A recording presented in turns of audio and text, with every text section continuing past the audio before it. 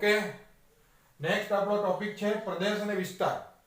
તો આ પ્રદેશ અને વિસ્તાર આપણે ખાસ યાદ રાખવાના છે. જુઓ, sin cos tan cot sec cosec આપણે 6 ત્રિકોણમિતિય વિધેય છે.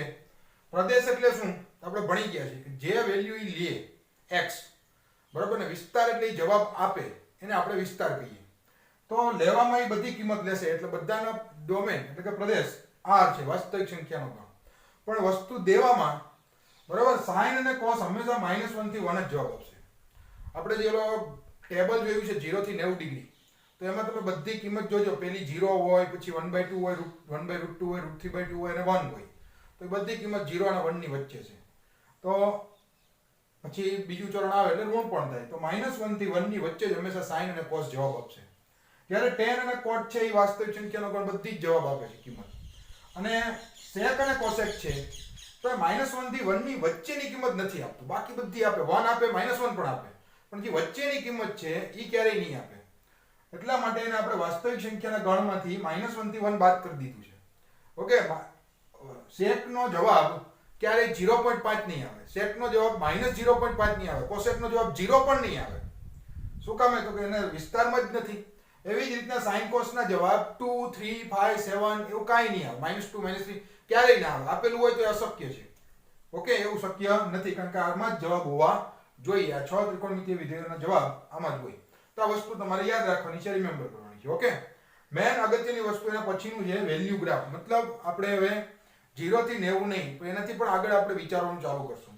જેટલા ઘણા બધા લોકો આમાંથી આપણે વેકેશન બેન્ચમાં જોડાયેલા એને ઓલરેડી ખબર હશે, પણ છતાં પણ આપણે સારી રીતે રિવિઝન કરીએ. જુઓ, 0 થી 90 આ એક પ્રકારનું એકમ વર્તુળ છે. આ શું છે? એકમ વર્તુળ. એકમ વર્તુળ એટલે ઉગમ બિંદુ કેન્દ્ર અને એક ત્રિજ્યા હોય એને વર્તુળને એકમ વર્તુળ કહેવાય. તો એકમ વર્તુળ હોય તો અહીંથી અંતર કેટલું હોય? 1 હોય. તો અહીંયા કયું બિંદુ હોય? 1 0 બિંદુ હોય. રેડી? ચલો ત્યાંથી પહેલા સ્ટાર્ટ કરશું આપણે. પહેલા આપણે જોઈ લઈએ કે 0 ડિગ્રી છે, આ 90 ડિગ્રી છે, π/2 રેડિયન, આ 180 ડિગ્રી π રેડિયન, આ 270 ડિગ્રી 3π/2 રેડિયન, અને ફરી પાછો રાઉન્ડ પૂરો કરો એટલે 360 ડિગ્રી 2π રેડિયન. ઓકે, ચાલો. આ 1 0 હોય તો આપણે યાદ કરો કે sin 0 ની વેલ્યુ કેટલી થાય? થોડું ટેબલ યાદ કરો. sin 0 0 અને cos 0 1. તો જો એક્સ્યામ જે હોય, એક્સ્યામ ઈ cos આપે અને વાયયામ છે એ sin આપે. એક્સ્યામ is cos θ and y equal to sin θ. દરેક જગ્યાએ કઈ રીતે હમણાં આપણે આગળ જોઈએ. એક ઉદાહરણ આના પછીનું સ્ટાર્ટ કરીએ. તો 30 ડિગ્રી, તો sin 30 ડિગ્રી કેટલું? 1/2 અને cos 30 ડિગ્રી √3/2. તો જુઓ, પહેલી જે કિંમત છે આ 30 ડિગ્રીની લાઈન છે, બરોબર? એટલે આને એમ કહેવાય cos 30 ડિગ્રી એટલે θ એટલે 30 ડિગ્રી છે. θ એટલે x અક્ષ સાથેનો ખૂણો, ધન x અક્ષ સાથેનો ખૂણો એટલે θ. તો θ કેટલો હશે? 30. તો cos θ એટલે કે cos 30 √3/2, cos sin 30 1/2. રેડી? અને ખરેખર અહીંથી આમ તમે માપ લ્યો આ, બરાબર, અહીંથી આ બિંદુ હોય એનું x અંતર તો √3/2 આવશે અને y અંતર તો 1/2 આવશે. ઓકે, આ એક ખાસ યાદ રાખો. નેક્સ્ટ 45 ડિગ્રીએ જાશો તો આ માપ છે એ થઈ જશે 1/√2 1/√2. એટલે કે cos 45 1/√2, sin 45 1/√2. નેક્સ્ટ 60 ડિગ્રી એટલે કે π/3 રેડિયને જશો તો cos 60 કેટલું થશે? 1/2 અને sin 60 √3/2. 1/2 √3/2. અને નેક્સ્ટ આપને ખબર છે કે અહીંથી એક અંતર કાપો એટલે 0 1 બિંદુ આવે કારણ કે y એક્સિસ ઉપર જાવ તો y આમ એક વધે. તો જુઓ જી, cos 90 0, sin 90 1. રેડી? તો આ આપણું આખું 0 થી 90 સુધીનું સફર હતું જે આપણે ઓલરેડી આવડે છે. હવે એક વસ્તુ સમજો કે અહીંથી આ જેટલા ડિગ્રી એ 30 ડિગ્રી એટલું જ આ 30 ડિગ્રી બરોબર. 90 + 30 120 અને 60 + 30 એટલે 90. આ ગેપ 30 નો છે, આ પણ 30 નો છે. આ એકમ વર્તુળ છે એટલે એક સરખું હોય બધે. તો આ જેટલો બિંદુ એ સ્થાને છે, મતલબ અહીંથી અંતર અને અહીંથી અંતર, તો સિમિલરલી આ બિંદુ પણ ન્યા જશે એટલું અંતર ને આ અંતર. ઓકે, પણ યામ બદલી જશે. શું કામ યામ બદલી જશે? તો કે આપણે જો નેગેટિવ સાઈડ આવે તો એક્સ્યામ ઋણ થઈ જાય. એક્સ્યામ ઋણ થઈ જાય એટલે આના યામ હોય છે આ બિંદુના યામ ભૂમિતિ પ્રમાણે -1/2 √3/2 હોય કે નહીં? અંતર બેયના સરખા છે. જે બિંદુનું અહીંથી અંતર હશે એક બિંદુનું અહીંથી અંતર હશે, બિંદુનું આટલું અંતર હશે એટલું જ આ બિંદુનું અંતર હશે. બે સરખી જગ્યાએ જ છે કારણ કે એંગલ પણ સરખા છે અને અંતર પણ સરખું જ કાપ્યું છે, 1 એકમ. ચાલો, તો પહેલો યામ છે એ cos છે અને બીજો છે એ sin છે. તો જુઓ જે બીજા ચરણમાં cos ઋણ હોય, યસ આપણે હમણાં જ ભણી ગયા. sin ધન હોય, યસ sin ધન હોય. તો અહીંયા આપણે cos 120 ડિગ્રી કેટલું મળે છે? -1/2. cos 120 ડિગ્રી કેટલું? -1/2. sin 120 ડિગ્રી કેટલું? √3/2. પોઝિટિવ કિંમત મળી, યસ. બરોબર, બધી રીતે આ વસ્તુ પ્રૂવ થાય છે. આપણે જે ભણ્યા અત્યારે ભણીએ છીએ બધું એક સાથે સરખું છે. નેક્સ્ટ આપણે વિચારીએ કે અહીંથી આ 45 ડિગ્રી અંતર છે, તો અહીંથી 45 ડિગ્રી 90 + 45 135 ડિગ્રી છે. જેટલી આની કિંમત હશે એટલી જ સિમિલરની કિંમત હશે, પણ એક્સિયમ કેવો થઈ ગયો છે? ઋણ, એટલે કે -1/√2 1/√2. ચાલો જવાબ આપો. cos 135 ડિગ્રી બધાને ખબર પડે Axiom -1/√2 sin 135 degree +1/√2. Okay, similarly આપણે વાત કરીએ તો અહીંયા √3/2 1/2 60 ડિગ્રી, અહીંથી 60 નું અંતર છે 90 ને 30 60 નું અંતર, તો 90 + 60 150 ડિગ્રી આપણે વાત કરીએ તો વેલ્યુ આવશે -√3/2 1/2. તો cos 150 ડિગ્રી કેટલું? -√3/2. sin 150 degree 1/2. ઓકે, તો જો આપને ખબર હોય તો આ જ વસ્તુ જેમ આમ લખેલી છે ને આમ લખી નાખો, ખાલી એક્સિયમ ઋણ કરી નાખો એટલે બધા બની એક પછી એક. તો જો આ આવડતા હોય તને કઈ ગોખવાની જરૂર નથી, એક પણ વસ્તુને આપણે ગોખશું નહીં તો ફટાફટ બની જાય, કોઈ વાર ન લાગે. બરોબર, અને બીજી આપણે જેમ જેમ ફોર્મ્યુલા ભણશું પછી તો આની જરૂર નહીં પડે, એનાથી પણ ઈઝી થઈ જશે. ચાલો પછી અહીંયા આવીએ તો આપને ખબર છે એક અંતર ઋણ અક્ષ તમે કાપો x અક્ષિસમાં તો બિંદુ કયું હોય? તો -1 0 બિંદુ હોય. કયું બિંદુ હોય? -1 0. તો cos 180 ડિગ્રીની વેલ્યુ cos π ની કિંમત -1, sin π ની કિંમત 0. રેડી? નેક્સ્ટ પાછા આગળ વધીએ તો જુઓ જે અહીંથી 30 ડિગ્રી અંતર છે તો આ પણ 30 ડિગ્રી છે.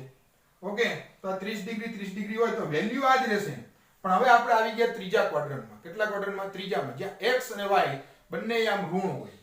તો આ જે બિંદુ છે બરાબર, -√3/2 -1/2 થશે. બરાબર, અહીંથી જેમ પટ્ટો છે તો એ જ પટ્ટો પાછો આમ આવશે.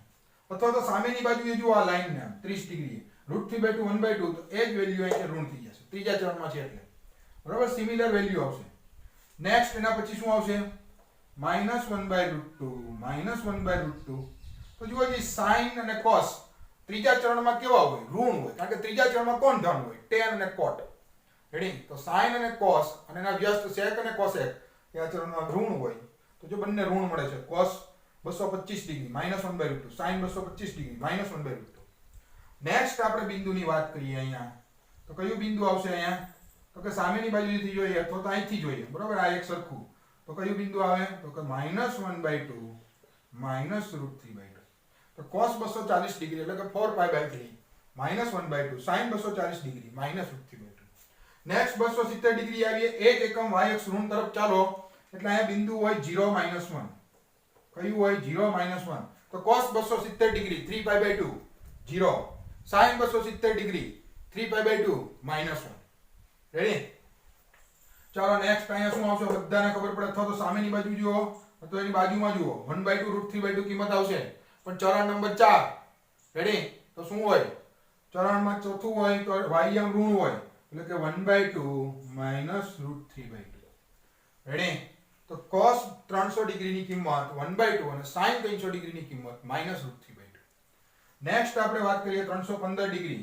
તો સામેની બાજુએ જુઓ 1/√2 1/√2, અથવા તો 45 ડિગ્રી આમ જુઓ તો 1/√2 1/√2, પણ 1/√2 -1/√2 y યામ ઋણ x યામ ધન. ઓકે, એટલા માટે જો આ cos ધન આવે છે અને sin કેવો આવે છે? ઋણ આવે છે. ઓકે, ચોથું ચરણ હોય તો cos ધન હોય, sin ઋણ હોય. નેક્સ્ટ આપણે અહીંયા કયું આવશે છેલ્લે? અહીંયા આવશે હવે √3/2 -1/2. બરોબર, અહીંથી 30 ડિગ્રી અંતર જોઈ લ્યો. આમ ડાયરેક્ટ ભલે મોટું હોય પણ 30 ડિગ્રી જ છે. કારણ કે 330 છે, આ 360 એટલે 30 ડિગ્રીનો ગેપ. અહીંયા પણ 30 ડિગ્રીનો ગેપ. તો √3/2 -1/2.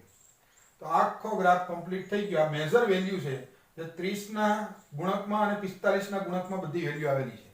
ઓકે, જેનો વારંવાર યુઝ થાય આપણે, તો બધી કિંમત તમે મેળવી શકો. હવે એમ થાય કે સાહેબ આ તો તમે cos અને sin ની શીખવાડી, તો બાકીની બધી કોઈ એમ કે મારે sec 225 ડિગ્રી જોઈએ, sec 225 ડિગ્રી, તમારી પાસે cos 225 ડિગ્રી -1/√2 એનું વ્યસ્ત કરી નાખો શું આવશે -√2. રેડી? કોઈ એમ કે મારે cosec 135 ડિગ્રી જોઈએ તો sin 135 ડિગ્રી 1/√2 છે એનું વ્યસ્ત કરી નાખું તો cosec 135 ડિગ્રી જવાબ શું આવશે √2. tan માં આન્સર જોઈએ છે મારે જોઈએ tan 210 ડિગ્રી શું કરીશું sin ભાગ્યા cos. રેડી? tan 210 ડિગ્રી કોઈ પૂછે tan 210 ડિગ્રી ચાલો -1/2 ના છેદમાં -√3/2 માઇનસ માઇનસ પ્લસ 2 2 કેન્સલ જવાબ 1/√3. કોઈ પણ ડિગ્રીએ જવાબ મળે તમને tan cot sec cosec cot પૂછ્યું હોય તો cos upon sin કરી દો અને જો ત્રીજા ચરણમાં છે એટલે tan ધન આવ્યો ઓટોમેટિક પછી તમારે કઈ વિચારવાનું નહીં જો આ બધું આવડતું હોય તો. હવે આપણે એમ ઘણા આનાથી આગળ વધે કે ભાઈ 390 ની કિંમત કેટલી 390 ડિગ્રીની cos 390 ડિગ્રી ચાલો પરફેક્ટ કરીએ આપણે. તો આ 360 છે એક ચક્કર પૂરું કર્યું 360 પછી આગળ વધ્યા 30 ડિગ્રી તો આ 390 ની જ લાઈન થશે બરાબર. ગમે એટલા ચક્કર મારી શકે 360 360 720 પછી 30 પૂછે 750 પણ પૂછે તો cos 30 છે cos 390 cos 750 એક જ લાઈન આવશે અને જવાબ કેટલો થશે √3/2 બરાબર. મતલબ જેટલા ચક્કર માર્યા હોય પરફેક્ટ એટલા એમાંથી બાદ કરી નાખો પછી જુઓ તમે તો લાઈન પ્રમાણે તમને મેળ આવી જશે. ઓકે તો આટલું ઈઝી ચક્ર આના ઉપરથી તમે કોઈ પણ વેલ્યુ તમે મેળવી શકો આમાંથી 30 અને 45 ના ગુણકમાં. ઓકે તો બહુ ઇમ્પોર્ટન્ટ ચક્ર છે આ જે તમારે ખાસ કરવાનું છે. સાઇન અને કોસ નું સમજીને લખજો બધું અને તમારી રીતે મનમાં વિચારજો અને પ્રશ્ન પૂછજો ભાઈ tan 330 ડિગ્રી કેટલું થાય તો મારે સાઇન ભાગ્યા કોસ કરવું પડે ચોથા ચરણમાં હોય એટલે ઋણ જવાબ આવે ને ઓલરેડી આવશે કારણ કે માઇનસ ભાગ્યા પ્લસ. રેડી? 1/√3 કિંમત આવે તો આવી રીતના તમને બધી કિંમત મળશે. આખું તમે ટેબલ બનાવી શકો ના. હોમવર્કમાં તમારે આ જ કરવાનું છે. શું કરવાનું છે તો કે જેટલા પણ ડિગ્રી લખ્યા છે એની એક લાઈન બનાવવાની ઉપર અહીંયા ત્રિકોણમિતિય વિધેય લખ નાખવાના અને બધાની કિંમત લખવાની છે અહીંયા જેટલા ડિગ્રી છે ને બધાની. રેડી? આ હોમવર્ક છે. ચાલો સારી રીતે સમજી અને નોટ ડાઉન કરીએ. ઓકે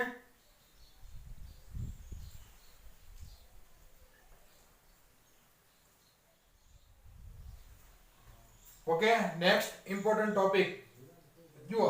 આ આપને ખબર છે કે આ 0 ડિગ્રી છે આ π/2 રેડિયન π રેડિયન અને 3π/2 અને અગેન 2π. રેડી? આખું ચક્ર હોય. હવે થીટા છે થીટા એ 0 થી 90 વચ્ચેનો ખૂણો છે. તો એક વસ્તુ કોમનલી સમજો જોઈએ. કોઈ એમ કે π/2 માઈનસ થીટા π/2 માંથી થીટા બાદ કરવાનો છે. થીટા શું છે 0 અને π/2 વચ્ચેનો ખૂણો છે. તો π/2 માંથી થીટા બાદ કરવાનો હોય તો ક્યાં એંગલ આવશે π/2 માઈનસ થીટા ક્યાં આવે? રેડી? π/2 એટલે 90 ડિગ્રી અને થીટા માનો કે 45 છે તો 90 વચ્ચે 45 ક્યાં હોય તો 45 વધે તો 45 પહેલા ચરણમાં જશે. રેડી? તો આનું ક્વાડ્રન્ટ કેટલું હશે ફર્સ્ટ. સિમિલરલી જો વાત કરીએ π/2 plus theta. Ready? π/2 plus theta તો કયું ચરણ આવે તો કે સેકન્ડ ક્વાડ્રન્ટ આવે. રેડી? નેક્સ્ટ વાત કરીએ પાઈ માઈનસ થીટા. પાઈ માંથી જો નેગેટિવ માઈનસ કરીએ ને એટલે ક્લોકવાઇઝ ચાલવાનું પ્લસ કરીએ તો એન્ટી ક્લોકવાઇઝ ચાલવાનું. સો પાઈ માઈનસ થીટા કયું ક્વાડ્રન્ટ આવશે second quadrant. Pi plus theta third quadrant. 3π/2 minus theta clockwise કયું આવશે થર્ડ ક્વાડ્રન્ટ. 3π/2 પ્લસ થીટા કયું ક્વાડ્રન્ટ આવશે ફોર્થ ક્વાડ્રન્ટ. ચલો 2π માઈનસ થીટા બાદ કરો નેગેટિવ કયું ક્વાડ્રન્ટ આવે fourth quadrant. 2π plus theta ready તો કયું ક્વાડ્રન્ટ આવે first quadrant. Ready? Fifth quadrant નો કહેતા. ચાલો તો આ પ્રમાણે આવે. આટલું સિમ્પલ આપને ખબર પડે એનો યુઝ આગળ કરીએ આપણે.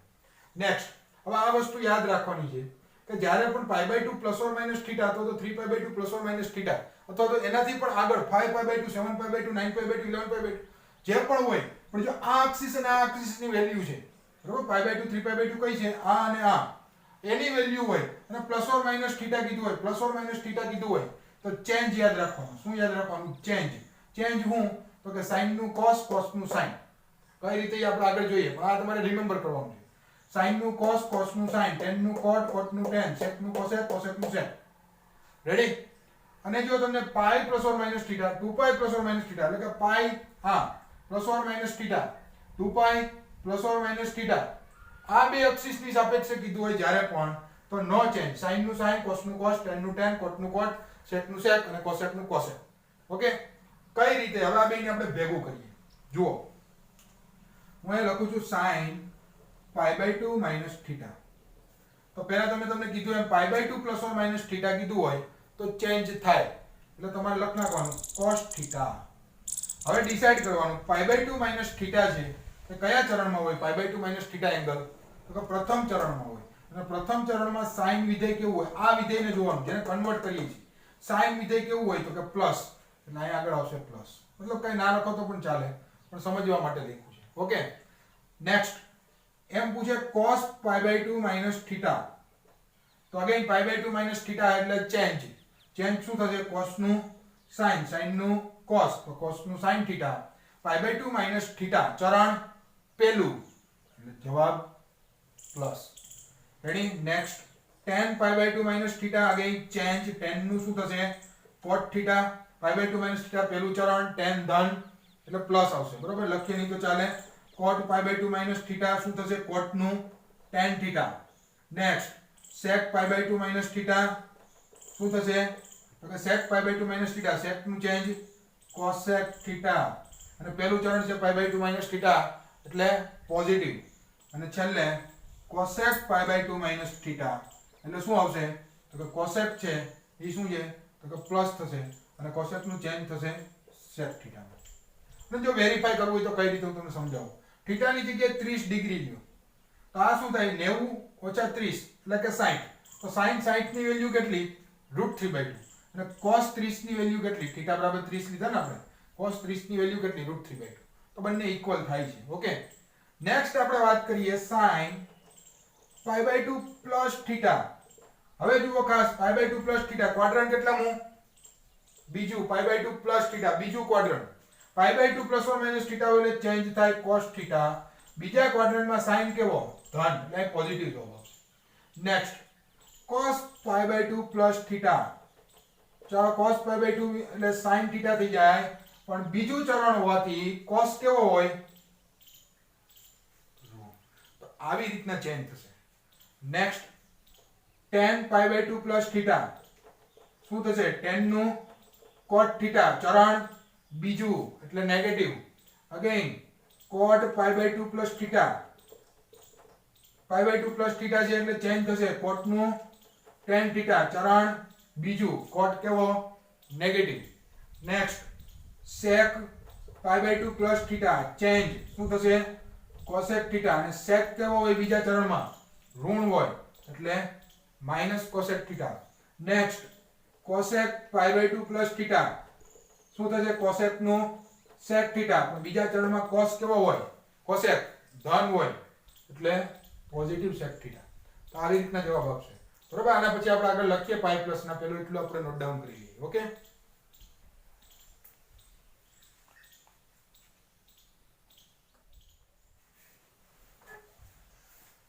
ओके नेक्स्ट देखो यहाँ पे हम लेते हैं sine pi minus theta. Ready? Again यहाँ पे देखो पाई आया, पाई प्लस और माइनस थीटा, यहाँ पे नो चेंज. वही साइन का आंसर क्या आएगा? Sine theta.